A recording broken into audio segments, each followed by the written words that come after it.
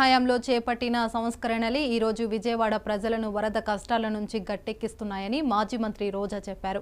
జగనన్న తీసుకొచ్చిన రేషన్ వాహనాలు, సచివాలయ వ్యవస్థ, వాలంటీర్ వ్యవస్థ, జగనన్న కట్టించిన రిటైనింగ్ వాల్, జగనన్న హయాంలో కొన్న 108, 104 వాహనాలు, క్లీన్ ఆంధ్ర వాహనాలు, వైఎస్ఆర్ హెల్త్ సెంటర్లు ఈ రోజు వరద కష్టాల నుంచి విజయవాడ ప్రజలను గట్టెక్కిస్తున్నాయని ట్వీట్ చేశారు.